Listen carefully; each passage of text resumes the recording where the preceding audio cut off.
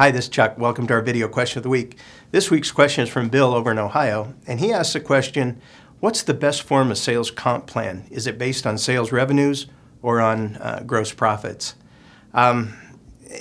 We don't have time to get into a lot of the details on this, of course, on the video, but my opinion, at the end of the day, my opinion is all about tying it to gross profits. And here's why, is that a lot of people are thinking about the net profit of a job, the bottom line, incent your salespeople based on that.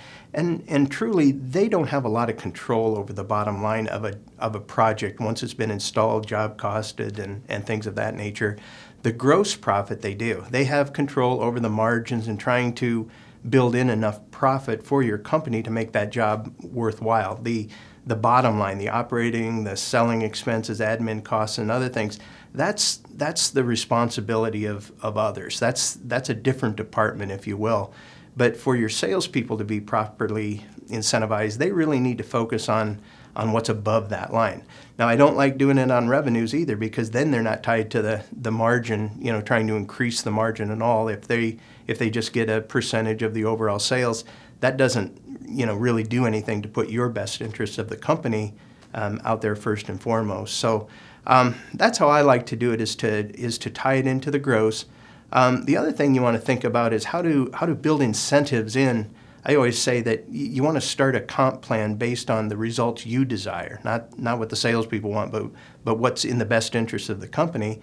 And truthfully, today, the recurring monthly revenue, the RMR, is really the goal here. So making sure that your comp plans benefit you from the RMR, higher incentives there, and then more incentives on the services side as well, where the real profit is to be made.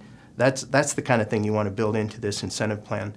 The other thing I would point out is to try to make it as simple as possible. We've seen so many complicated sales compensation plans that are so complex you have to have a spreadsheet just for the comp plan at the end of each project that's different. And I don't like that either, because it starts to build a lot of confusion and questions. You got salespeople wondering, which project team was on the job and how their utilization met the efficiency ratios and so on and so forth. And that's not right either. You don't want them to be bogged down thinking about, were they compensated fairly on each project and so on. So stay away from that. Keep it simple. Keep it a one-page document.